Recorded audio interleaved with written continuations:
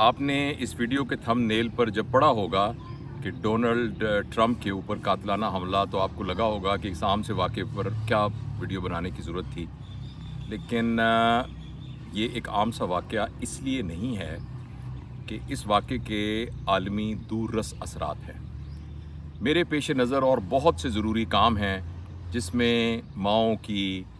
और नौजवानों की और बच्चों से गुजारिश करनी है मुख्तलिफ़ चीज़ों में उनकी तरबियत के सिलसिले में। लेकिन मैं एक अदना सा तालिब इल्म हूँ जो कि दुनिया में जो कुछ हो रहा होता है उसको सीखने का,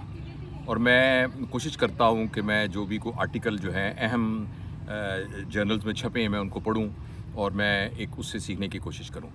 तो ये जो डोनाल्ड ट्रंप पर हमला हुआ है ना, ये हमला एक्चुअली अमेरिका की हिस्ट्री में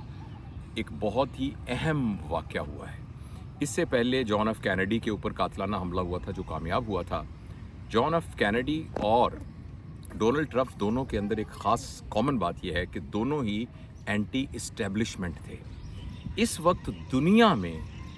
एंटी इस्टेब्लिशमेंट यानी जो एक रवायती हुकूमत करने का तरीका है और जो पावर स्ट्रक्चर्स की डिस्ट्रीब्यूशन जिस तरीके से रवायती तौर पर होती है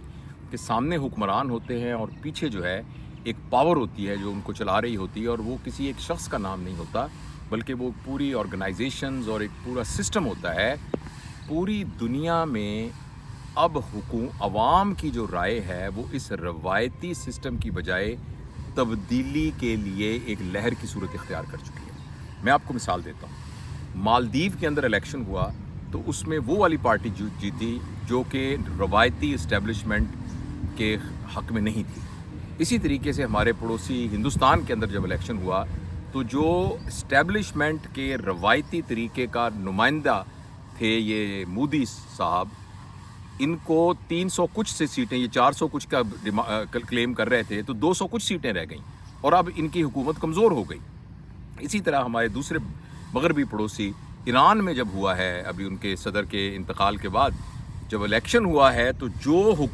जो बंदा जीता है वो बंदा भी एक रवायती ऑर्थोडॉक्स ख्याल का आदमी नहीं है बल्कि वो मुख्तलिफ ख्याल का आदमी है। और आगे चलिए, बरतानिया में इलेक्शन हुआ है तो बरतानिया के इलेक्शन के अंदर आप यकीन करें पहली दफ़ा बरतानिया में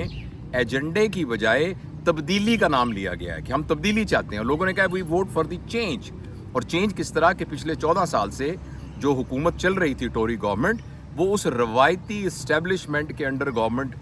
की निस्बत वो ज़्यादा खुले और आज़ादाना तरीके से हुकूमत करने के लिए लोगों ने वोट दिया है। इसी तरीके से अमेरिका में भी, चाहे अमेरिका के अंदर जितनी भी बाकी आज़ादी और जितने भी बाकी हों, मगर वहाँ की भी जो इस्टेब्लिशमेंट है वो ना सिर्फ अमेरिका के लिए पावरफुल है बल्कि वो पूरी दुनिया के अंदर ही अपनी पावर की एक्सटेंशन करके और उसको एग्जिबिट करती है। तो अमेरिका के अंदर जो रवायती इस्टेब्लिशमेंट बेस्ड गवर्नमेंट्स हैं, जो बाइडन उसके नुमाइंदा हैं, जो कि मुसलसल काफ़ी अरसे से वो रहे,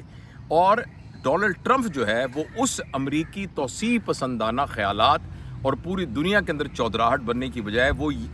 टच करते हैं उन लोगों को जो कि अमेरिका के नेटिव, जो अमेरिका के अपने अमरीकी लोग हैं, कि भाई पहले आपके मसाइल हल होने चाहिए, इमिग्रेशन का मसला हल होना चाहिए, आपकी हेल्थ का मसला हल होना चाहिए,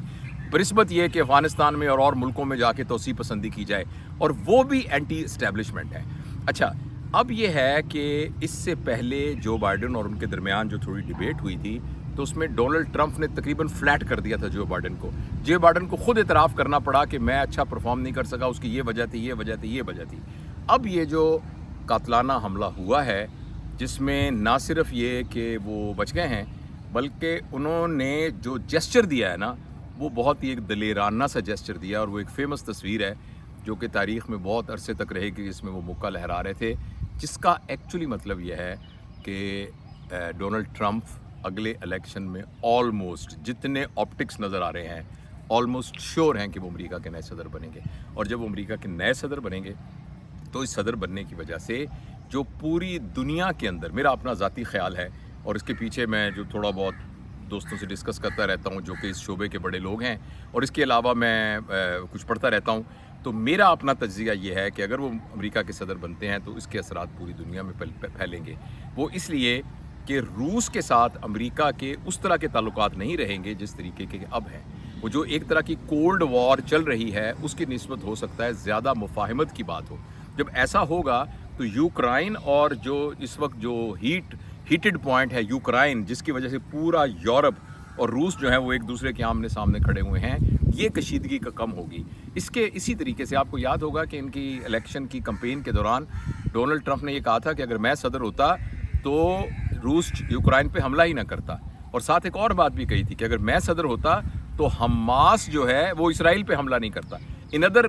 दूसरे अल्फाज में वो ये कहना चाहते थे कि जो वहाँ वो कत्लो गारत और जो इस कदर बर्बरियत हो रही है उस बर्बरियत की नौबत ही ना आती। तो इसलिए मैं ये समझता हूँ कि ये डोनाल्ड ट्रंप के ऊपर जो हमला हुआ है और इस हमले की वजह से जो एक न्यूट्रल वोट थे, जो वैसे लोग थे जो अनडिसाइडेड वोट थे, क्योंकि एक तो डेफिनेटली एक बड़ा ग्रुप है जो कि डोनाल्ड ट्रंप के साथ था, और दूसरा यानी गिरती हुई सेहत, उम्र का ज़्यादा होना